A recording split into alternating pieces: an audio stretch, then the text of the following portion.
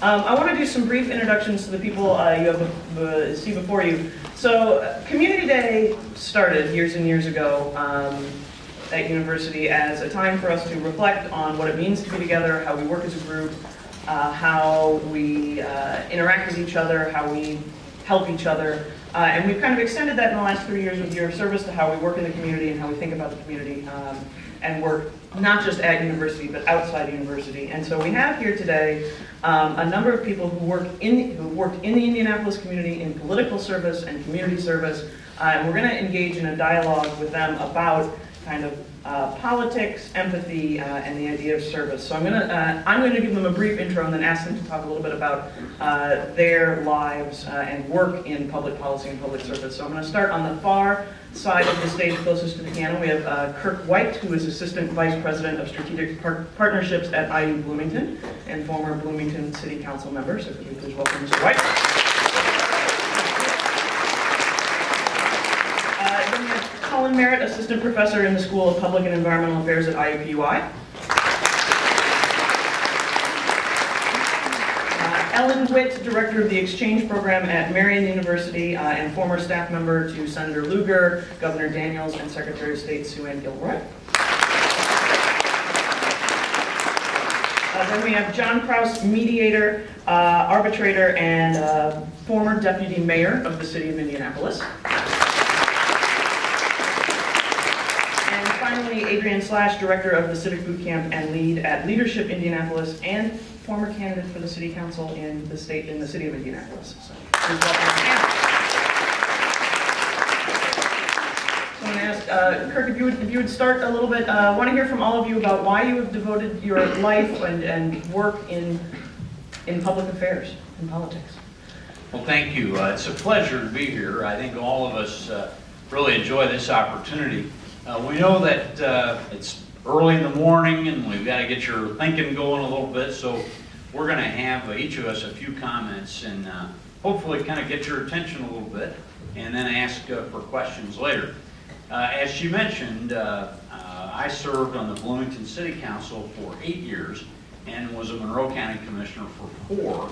And of my 12 years in elected service, 10 of those I was in the minority. So I had to learn most of that time that I always knew that if I put a proposal forward, I was going to have to do some deal making and compromising and that sort of thing if I was ever going to get anything passed, because I was always in the minority. There's good and bad to that. I think what it does is it makes you look at a project or look at a proposal or a stand that you have and think, I've got to get this right the first time. I've got to be on a good, solid footing from a policy perspective if I'm going to get this passed and implemented. One of the things I learned in all that was, I got elected pretty young. I was 27 when I first got elected to City Council. And I had a district that was mixed. It was mostly IU students. It was dominated by students. They had traditional neighborhoods, like many of you have grown up in, and I did too. In fact, I went to elementary school here at College Wood Elementary in Carmel back in the 60s. So the traditional neighborhood that I lived in up in Mount Carmel was like what I was representing in the north end of my district. One of the things I learned was the value of empathy.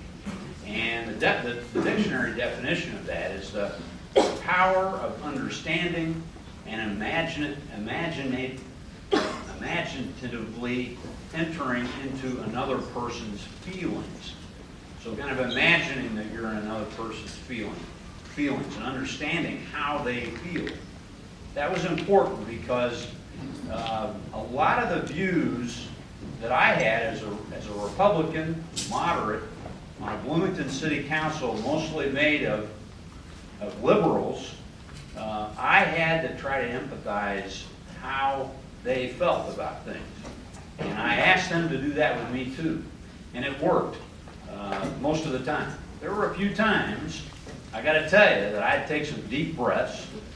I had to say, just what in the world is happening here? There were a couple of times I had to take a time out. I'll be honest, instead of blowed my top at some of those meetings on Wednesday nights at the city council at City Hall. I had to take a deep breath, and I would leave the room. In my 8 years there on the council, I left a couple of times, went in the back room and kind of stared out the window for a few minutes. 5 minutes later, came back, kind of collected my thoughts, and tried to put together a good argument. So sometimes it's good to be able to see where your limits are. And as I think about that, there's a difference between having that empathy and understanding others' views, and then still having the tenacity to drive your point home. And dealing with competing factions, knowing when to compromise, knowing when to move an organization away from being paralyzed by opposing views is really a sign of a good leader. I think that conflicts can really lead an organization to an advantage, because by having conflicts, by looking at each other's points of view, you can bring an organization to the next level and just staying, instead of being a monolithic organization. So you always think, when you think of a president that was a little controversial and never really cared whether what he said was politically correct all the time, is Harry Truman from the late 40s and early 50s. I'll leave you with this comment, a Truman quote. He said, a president who's any damn good at all makes enemies, makes a lot of enemies. I've even made a few when I was in the White House, and I wouldn't be without them. And so that's a good point. What President Truman was saying was, he made some enemies, but in the end, he knew how valuable they were in forming his opinions and helping lead the country move forward. So let me thank you again for being here, and I look forward to your questions.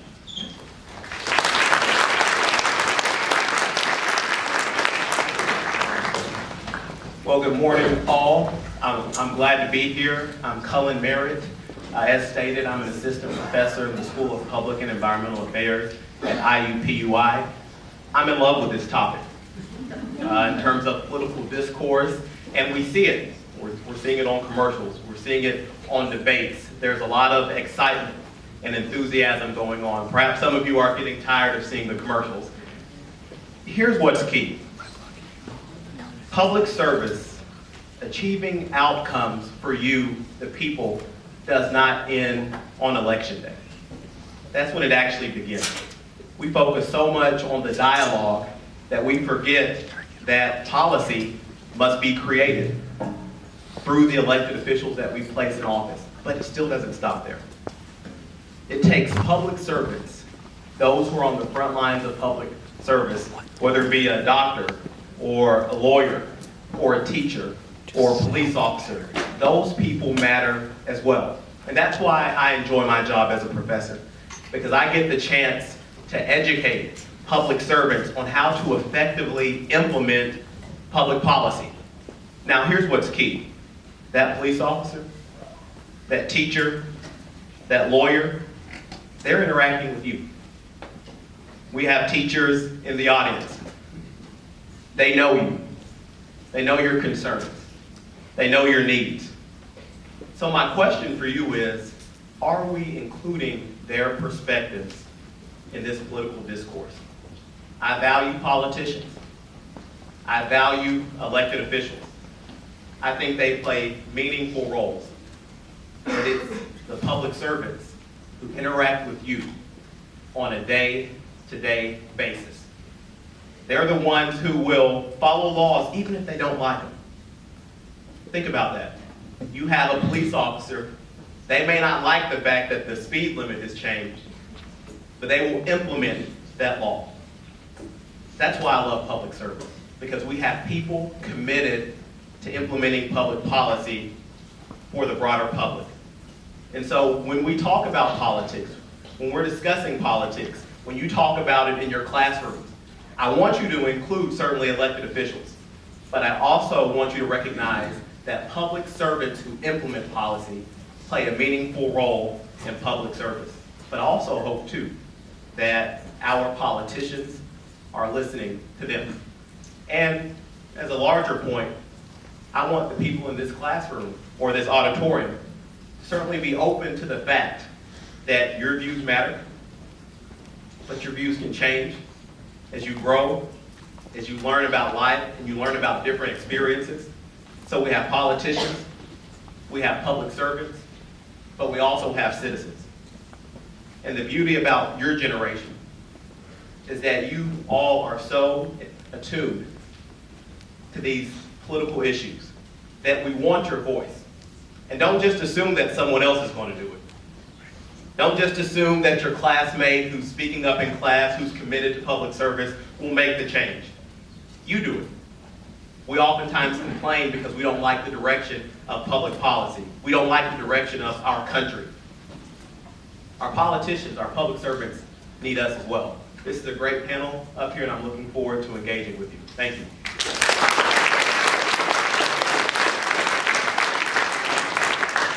Thank you. Again, my name is Ellen Witt, and I work with students as well now at Marion University with career discernment and experiential learning, which is getting them connected to the community in various ways. But prior to coming to Marion a couple years ago, I had a long career in politics and public service as a staff member. I worked for 3 different public officials at 3 different periods of time in my life. And at preparing for this panel today, I thought back kind of how did I first get interested in politics and public service? And I think the thing that drew me to public service was an idea with politics and public service that it's really all about people, and it's about improving the lives of people.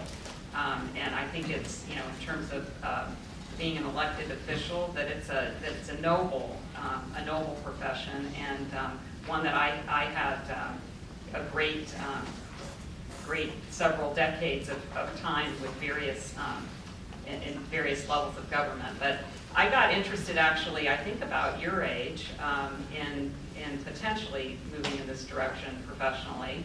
I started in high school actually running for student council. I think that was the first time I thought about running for office, and then went to college and studied political science, and had the good fortune as a junior in college to have an internship with Senator Lugar in his Washington office. And that really is the thing that propelled me forward. I think I was able to apply what I had learned in class, in my political science classes, take that theory and apply it to the work of public service. So I spent 10 years on his staff, moved back to Indiana and served with the Indiana Secretary of State, Sue Ann Gilroy, and then also had an opportunity to work for Governor Daniels during his 2 terms in office. And I think as I think about those 3 elected officials and what they all have in common and things that I learned from their leadership, they all were very good and are very good listeners first, and they all had a focus on consensus building and compromise in the best sense of the word. So compromise being not compromising your principles, but coming to a compromise with others. So working across the aisle, looking at other opinions and perspectives, and taking all of that into account in the work that they were doing. So I look forward to the dialogue today. I'm excited to be a part of this panel, and honored to be here. Thank you.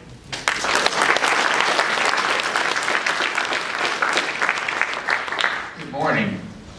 I think you're hearing a theme, and I know it will continue, the power of listening. Well, I got involved in public service and just giving back in high school, and I also ran for the high school council and ended up missing the presidency by 2 votes and ended up as a VP. But as Ellen talked about is Dick Lugar. Back in college, I was intrigued by public policy. You know, you wander around outside and you wonder, how did that happen? Why is that there? Why isn't something else there? Who made the choice? Well, the choice is made by all of us, or not by all of us. But when I left college, and then I briefly worked for a governor, and then I got a call from Dick Lugar's office when he was mayor of Indianapolis. And he asked me to come over and talk about take part of an organization. At that time, it was called the Greater Indianapolis Progress Committee, which was all the civic leaders in Indianapolis. It was kind of a new era of the town that was saying, you know, we have to invest in our future. We have to invest our money and our time in our future if we want a future. But the Progress Committee, for me, I was 26 years old, and that's a scary, heady responsibility, is how can I bring together a lot of citizens that are interested in the future of this city? Well, all those citizens have different opinions, and how can we develop a consensus, which I'm hearing a theme here. But let me let me just tell you a couple of things. I teach mediation at the law school now, and I say to new law students or lawyers or anyone that's in the legal profession, or anybody that's out doing something professional, is that when you have two challenges ahead of you: solve problems and create opportunities. How do you do that? Well, if you have a problem or an opportunity and you have 10 minutes to deal with it, I'll just tell you a very simple thing. Spend 5 minutes thinking about it through your eyes, and then spend 5 minutes thinking about it through somebody else's eyes that you're dealing with. It's not all about you. It's about both of you, or all of you. And different people have different perspectives on how they're going to solve the problem or create the opportunity. And if you're going to do something, you have to do it together, because it's not you, it's not them, it's us doing it together. And that means, as Kirk said, using something which is very, very powerful, and that's the power of listening. And because everybody in this room has a goal, desire to be heard, and everybody should be heard, and everyone's opinion should be validated. That doesn't mean that I'm going to necessarily agree with their opinion, but as a mediator, and I'll tell you how I got into that thing in just a minute, but as a mediator, I realize when everybody kind of tells me their call letters, there is a solution, there is a concern, there's an opportunity in what they're saying. And I've got to figure that out. Well, you've got to figure it out. If you're dealing with your buddies, or dealing with your parents, or dealing with friends, or anybody else. Well, back to Dick Lugar, because we had all these citizens, and we thought about, okay, do we need a convention center? Do we need Eagle Creek? Do we need to look on how we take care of folks that are aging? What about drug abuse? Things like that. They were coalitions that formed. Well, then I went on and to work for Bill Hudnut as deputy mayor. And deputy mayor sometimes has been described as the guy with the shovel behind the elephant. And sometimes you got to clean up messes or create opportunities. But I principally was the problem solver. And you get thrown into different situations. And so I had to listen to a lot of people, and I had to find the one kernel that everybody was saying that might be a key to this, to a success, or a key to the solution. The other thing I'll tell you is that this current political season is kind of putting us off into camps. When you're dealing with a problem, I'm going to tell you about Krauss's Rule of 11. Krauss's Rule of 11 is, can you think about 5 people, 5 individuals, who can make it happen? Then can you think about 5 individuals who can stop it from happening? And then can you think about 1 individual or 1 organization who can talk to both groups of 5? You are never going to be successful until you involve some array of those people I just mentioned. Because think, for instance, if you have all the people that agree with you, I call them the hallelujah people, it's fine. Everybody loves the idea. And then you take it out and explain to somebody else who wasn't part of that conversation, and it gets shot down. And you wonder, like, well, we all think it's wonderful. Why don't you? And then, but if you have all the naysayers around the table, not one idea is ever going to survive.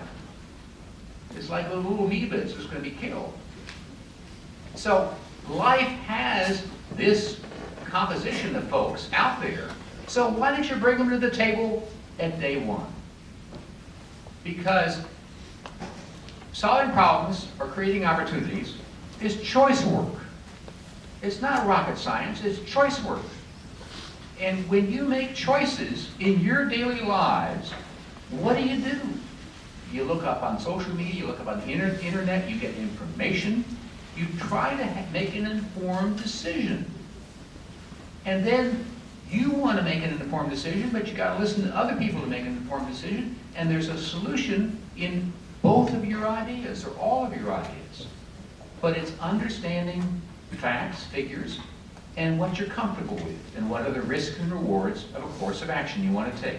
I mean, that's what I think public service is all about. That's what I think politics is all about. The nonpartisan politics. I mean, sometimes politics turns into food fights, and it's ridiculous. Because nobody's listening to anybody. They're talking over each other. If you want to do anything, and you want to be productive, and you want to invest in your future, you gotta listen, and you gotta participate, and you gotta take someone else's views at hand, because there's a bigger solution than just yours, because it's all of ours, and that's the future. So I look forward to your questions, because probably the questions are on everything that you're interested in, and we gotta listen to you, and you don't have to just listen to us. I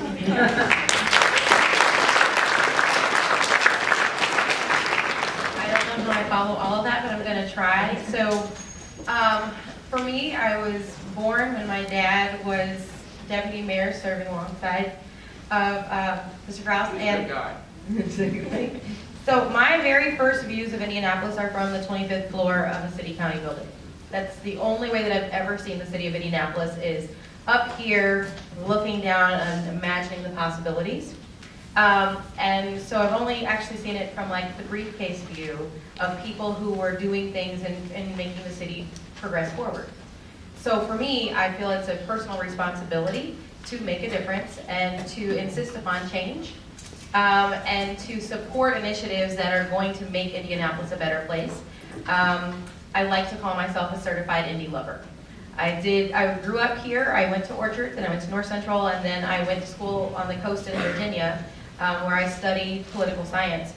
I wasn't exactly sure what that looked like when I came home, but I came and I worked on a race.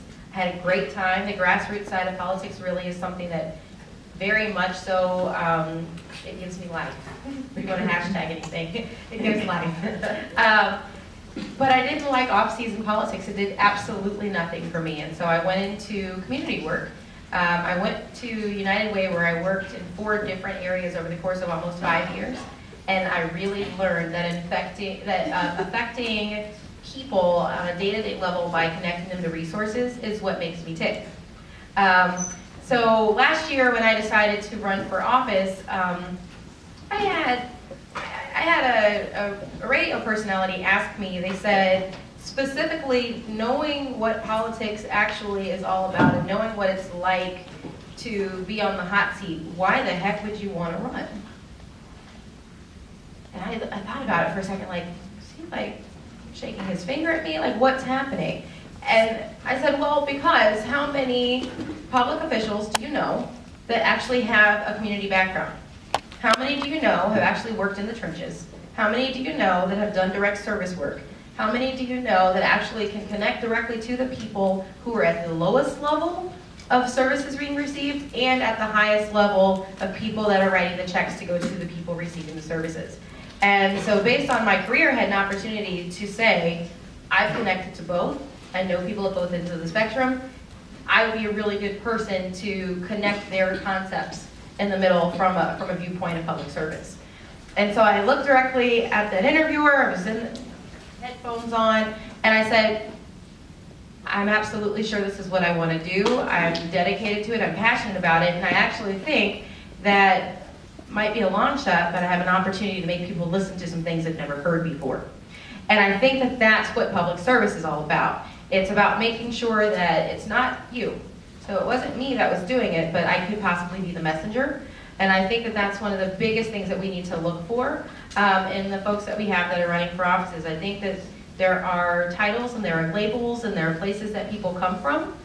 But one thing that we know after viewing an election cycle that has been more about individuals and less about issues is that the best things that any of us can do is push people who are really passionate about issues, people who are really connected to issues, people who have actual understanding of the things that affect people in their day-to-day lives. Push them to run for the offices, or at least to connect to the people running for the offices.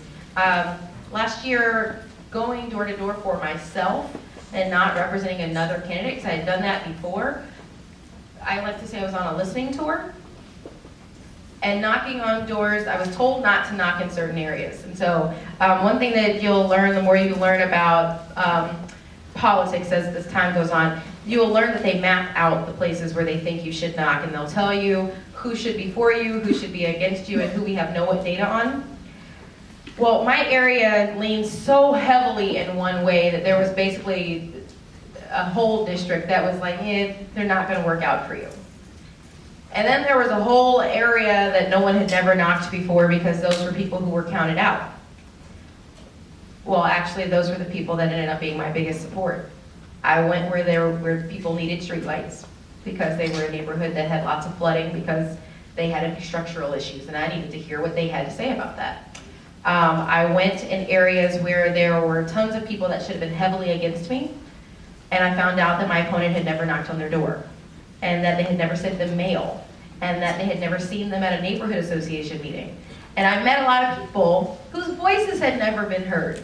So although I was told that the numbers, I was only expected to get like 10% of the vote, and that would be like a long shot based off of how my district skewed. And I'm thinking like, so you're telling me that out of what, 36,000, I'm potentially gonna get like 500 votes? That's like that, no. No, it doesn't work that way. So I made sure to knock on at least enough doors to make sure that I could at least get a good amount. Well, I ended up with just under 30%. And I don't think that 30% is possible if you don't actually connect with people, hear them out, understand what they need. And I was able to, in every neighborhood association debate or forum that I participated in, share what I heard from the people whose doors I was told not to knock on. Share their views and concerns of the city. So remember when I first told you my first view was from up here, the 25th floor, mayor's office, looking down at Indianapolis. When I went knocking on doors, I went down to the low level. The level of people that literally no one ever asks their opinion on anything to find out how they viewed Indianapolis. And I was able to see Indianapolis as a completely different place. So I guess my thought that I'll say before we take questions is it's really, really important that when you talk about public service, that you're talking about people who are in it for you and not people who are in it for them. People whose opinions and views can change, and not people who are stuck thinking that the one way that they see the world is the only way that the world exists. And that's the only way that you can actually have progress with the people who are there to represent you. It's the only way it works. Very good. Welcome.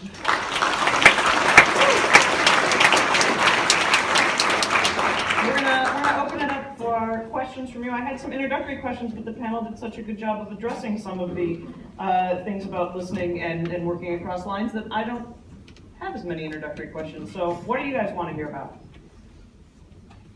Yes, Ian, stand up and ask loudly, because I only have one more. The deputy mayor, sorry, your email told me, but the deputy mayor, you mentioned that Rule 11, something I'd never heard before. I thought made a lot of sense. Is something. Like, what you think about when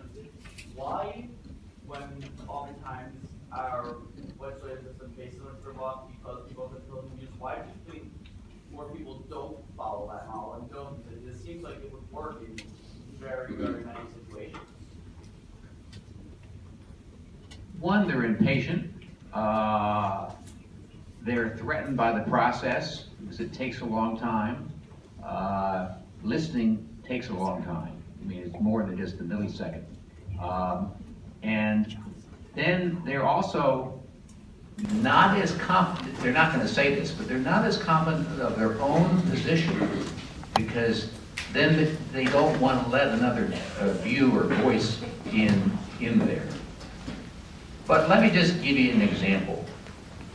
If somebody was planning a new road, and they came out and announced the new road was going to go through a park and relocate a senior citizen center, the citizens would go berserk.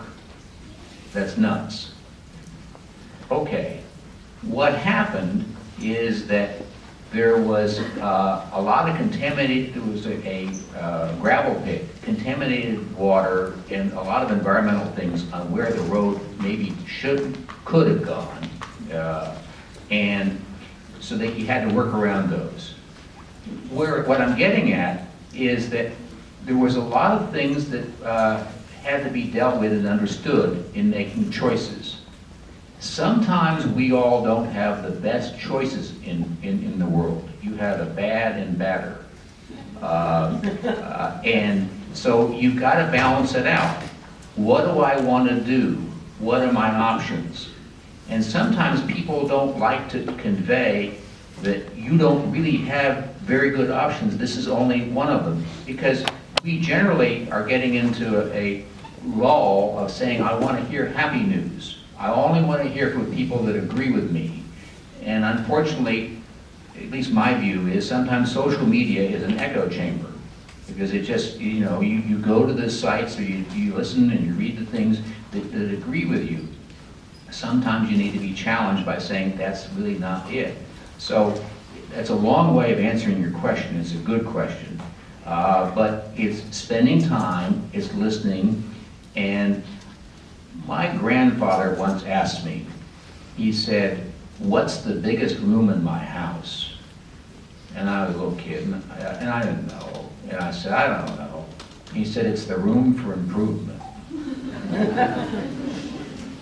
Any idea worth anything is worth making better. And so I think by listening and seeing because you could have the best idea in the world and you couldn't implement it because somebody else had a different view. Well, maybe together you could do something that's implementable. Wouldn't be perfect, but it's better than nothing. Thank you.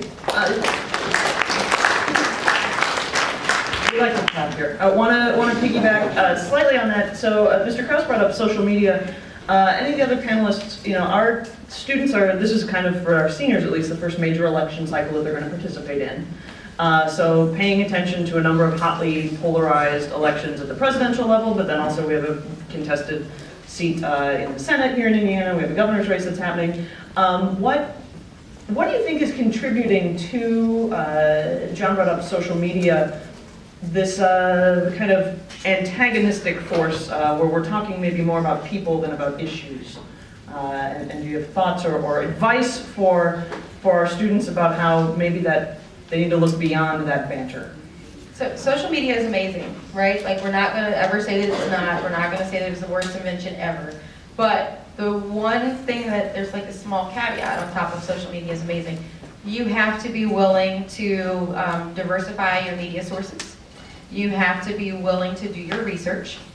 You have to be willing to, so there's two sides of the fence here. There are people who say, well, someone's putting too much out on your news feed that you can't stand, unfriend them until after the election.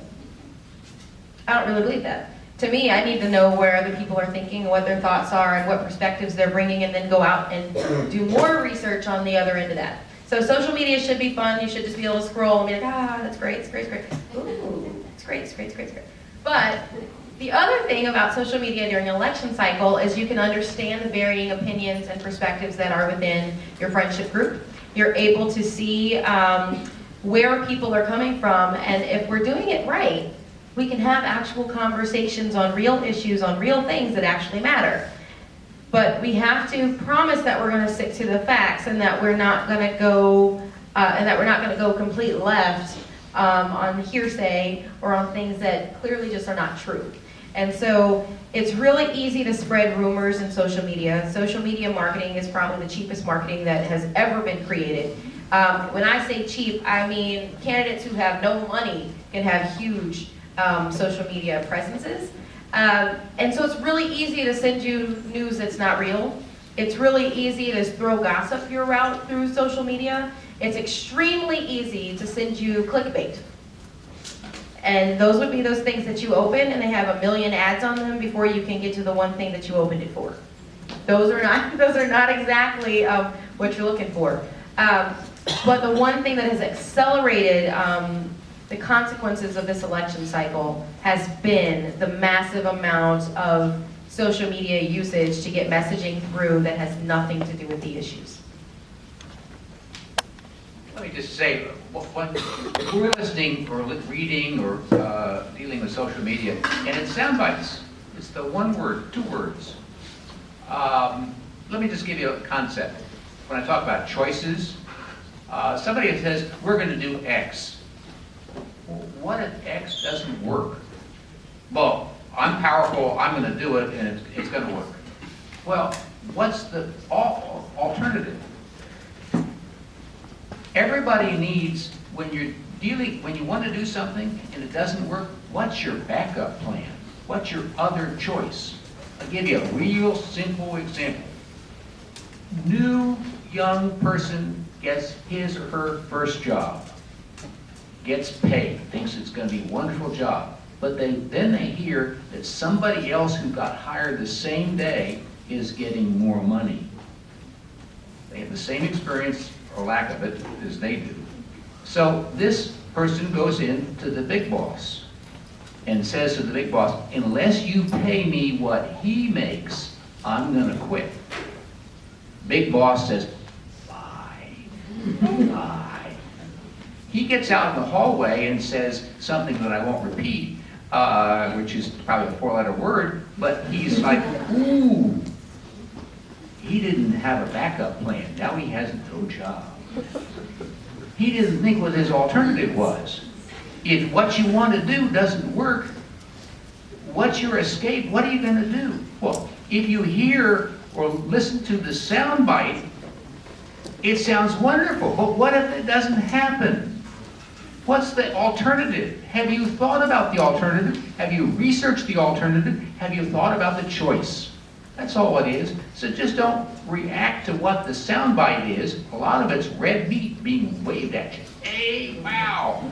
And you go for it. And then you repeat it. And someone else says, well, then it becomes almost this urban legend. You know, it's true because 18,000 million people have said it. Well, it isn't. So, yeah. How many of you tweet? Go ahead, raise your hand. I know there's more than that. Here's the issue, or the concern I have at least. Oh, I'm out of touch, excuse me. So here's my main concern with dying Twitter, is that oftentimes we're concerned with getting a reaction. We're concerned with how many likes we get, or did somebody favorite our tweet or Snapchat. But oftentimes those issues that elicit a reaction aren't the most important issues at stake. The values that we project, they may not elicit a reaction in the short term, but I think long term they make a difference. So I actually do want you to think about this anytime you're tweeting or Snapchatting. What are you trying to achieve? Are you trying to project a value or a belief system or a notion on how society should operate? And that's a good thing. Or are you more concerned about stating something that will elicit reaction but will actually have no impact on your livelihood? And we have a choice, and I would hope that our politicians and public servants really consider these issues as well. Something to add, really related to both questions. I think as you're looking at polarization in Washington in particular, people being unable to work together. I heard Senator Lugar actually on an interview, a podcast interview not too long ago, and somebody asked him about, what do you think is the main difference between the time that you first went to Washington and now? And he thought about it, and he said, back then, people, senators at least for a 6-year term, when they went to Washington, they moved to Washington. And they lived there, and they knew each other outside of the daily work of the Senate. They developed relationships.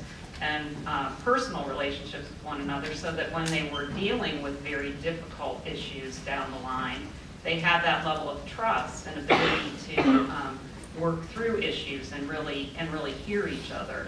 And I think, as we talk about social media, Twitter, Snapchat, Instagram, the little bit of information that can come out over those means, that you need to kind of step back and think about that relationship that you form and the trust that you form with other people, and that's what gives you the ability to work together and solve problems. One quick thing, what Ellen was saying is people have got to develop relationships. Talk to someone, get to know someone when you don't need something from them. I mean, if you've made some friendships and you've developed the trust level, when you need something, then you can turn to them and you're on a different wavelength. But if you only go to somebody when you need something or something's wrong, you're not going to get the result that you want. Other questions? Becca? So you guys have all been saying that you need to make relationships and you need to see the point of view and understand the opposite point of view. How do you go about understanding and talking and expressing those beliefs while staying true to what you believe in and what your supporters believe in without being? You remember the golden rule? Yes. Okay, so it actually goes all the way back to that.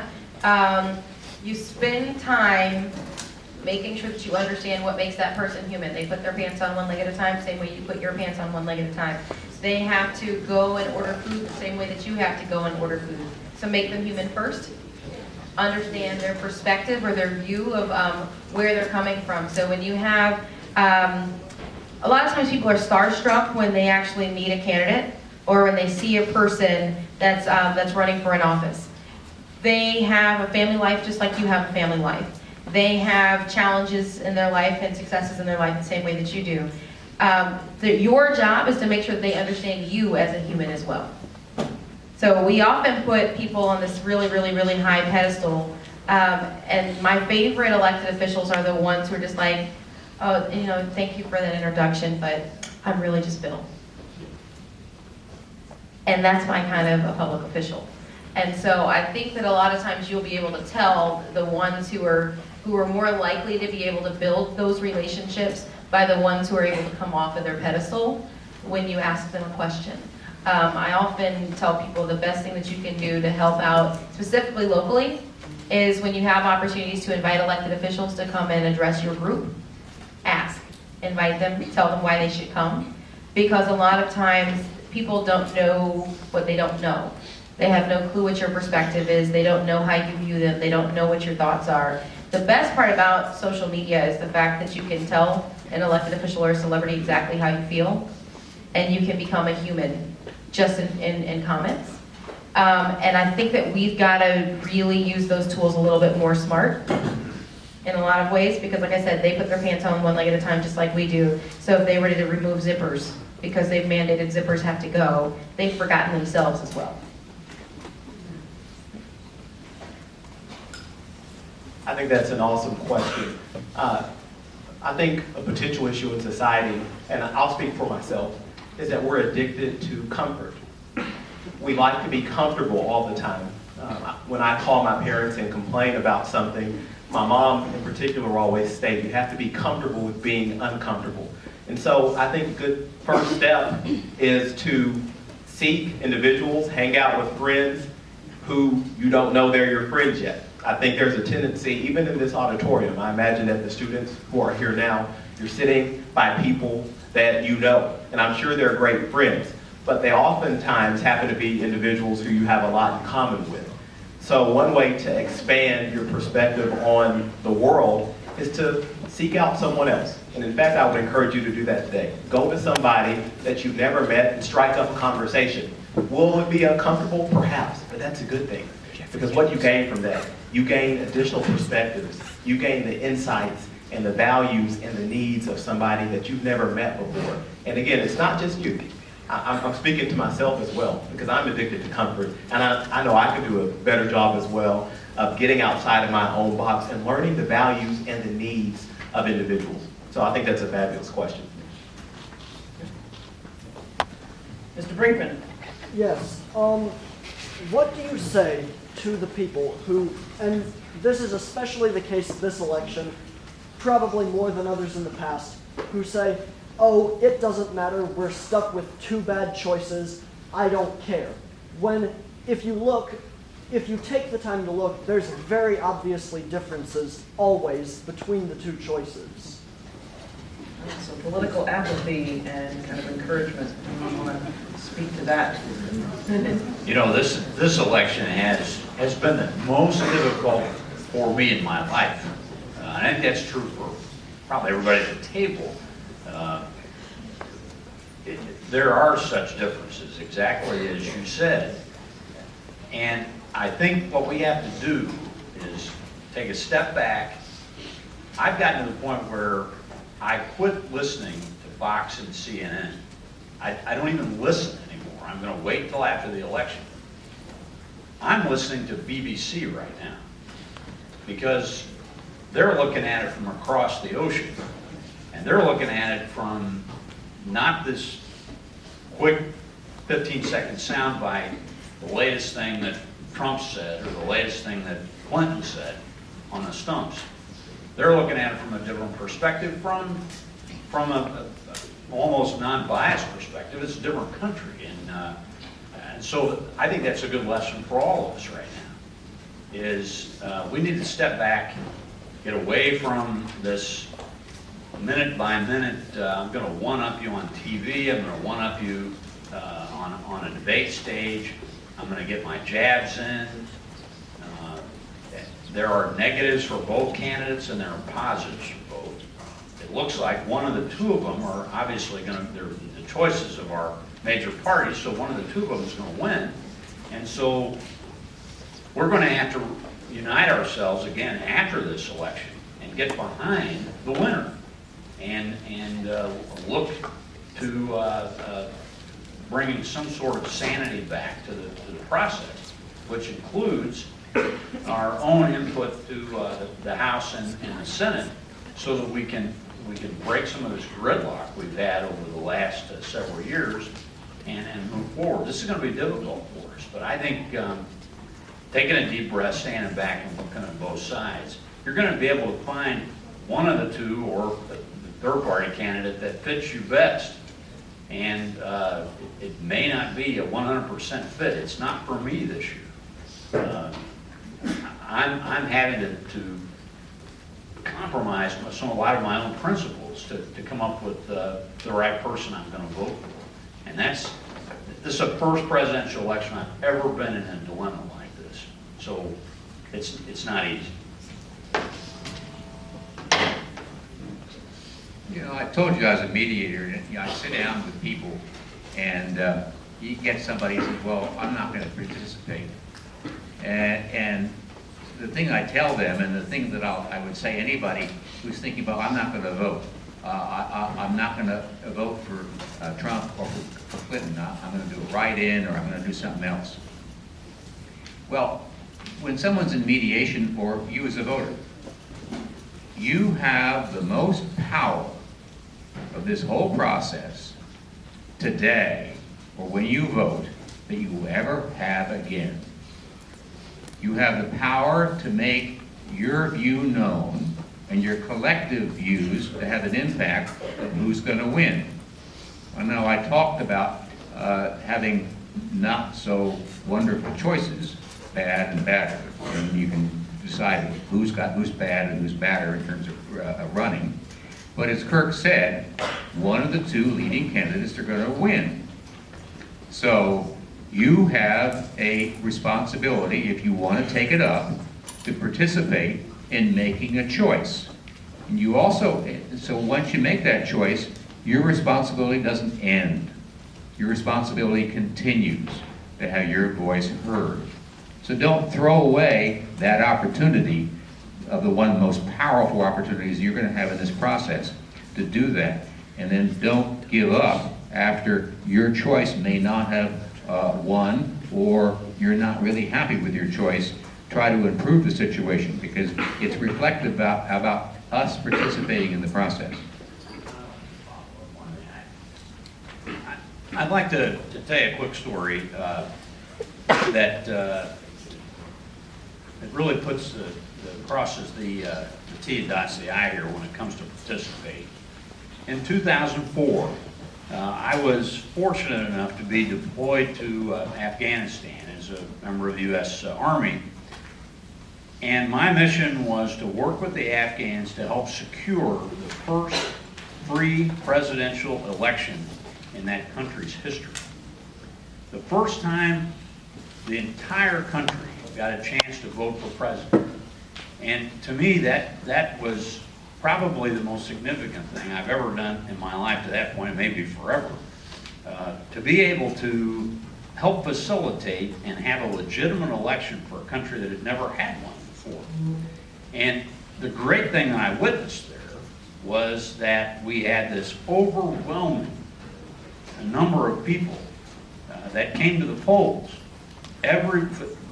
Women got a chance to vote for the first time in their lives in that country. And to see all of them lined up at the polls on election day to cast their votes for the first time made me feel like, what's wrong with our country when we have such a low voter turnout and so many people saying, my vote doesn't matter, I don't like either of the candidates, I got something else better to do, I don't have time, whatever. This was an historic thing, and I got to witness it. So if you can put yourself in that kind of position, where you've never had a free presidential election in your life, and you had the chance to vote for the first time, think about how that would be. You'd be there, wouldn't you? You'd cast that vote. You know, we're just our own political process could be just steps away from not having that vote if we don't exercise it and keep our country as free as it has been. And I think that's a great reason to get to the polls and vote all the way down the ballot, from the presidential race down to the local races. Those referendums, they're all very important. And for someone who loses an election, I won my first election by 18 votes, and I wasn't supposed to win. And it was because people got to the polls. I can almost tell you who they were that showed up that day that I didn't think would. And it was those folks who got me in that first year. And it makes a difference. So get there and participate. I just wanted to add this. So he mentioned something. So we know that there's more than just president and governor on this ballot, right? I am the incoming president of the Urban League Young Professionals in Indianapolis, and last meeting we had a really long conversation about the importance of down ballot races. So your life is really directly affected by municipal races, so that was last year's election. The next tier is those rest of those down ballot races that we're talking about this year. So superintendent of public education, that's on this year's ballot. We've got school board folks that are on the ballot. And so how many of you know that your parents moved to where you moved because of the schools in the area that you went to before you came here? Okay. School board. School boards determine the direction that education goes for neighborhoods. Half my property tax bill is schools. So if you think about this, there are some things that are not so sexy that are on the ballot, but they're the things that actually bring up property values in places where you live. They're what determines the new neighbors that you get, because it's what's attracting them into your areas. It's what makes our city a better place. You look at some races and you'll realize, where are my seniors? Raise your hand if you're a senior and you're gonna vote. They're mostly over there. Okay, I figured that they were this chunk over here.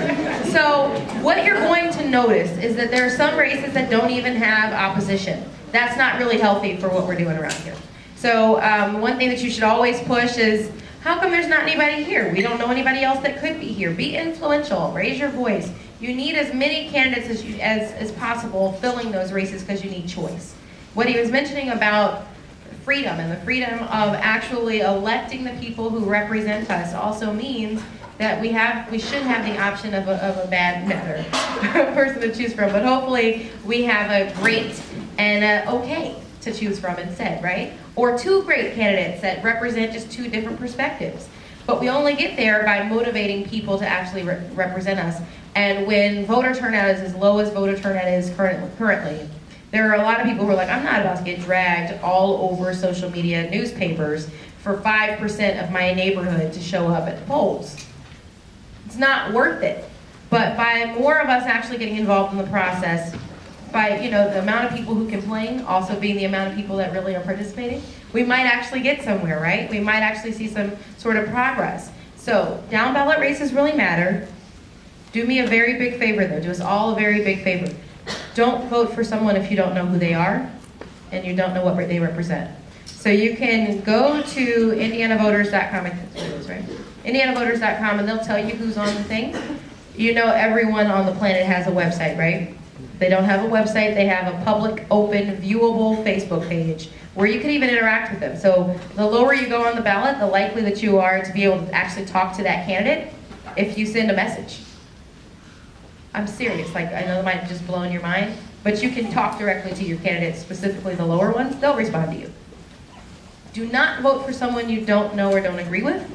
That does not help our democracy at all. That's you helping someone win a popularity contest or based off of somebody else's opinion instead of based off of who actually represents you, your issues, and your values. That's how we actually get to see officials that represent us, is by selecting people to represent us that we align with. I'm going to have to unfortunately call time. We should have scheduled like 2 hours for this panel. But I know that some of our groups have to leave to go do their community service. I hope that you take away a number of things. Hold on. Stay with me. On the importance of your voice in the election. Are you with me? The importance of your voice in the election, participating if you can, even getting involved if you can't vote yet. Finding out the issues, being informed, and thinking outside of your own comfort zone. As Mr. Merritt said, be comfortable with being uncomfortable. So actually engage. I don't think I understand why this candidate is coming this way on this issue. Why might they be thinking that way? Sometimes you can find that actually makes your own original belief stronger by thinking about the other side. If you have individual questions, maybe we can pop down quickly. Please give a round of applause.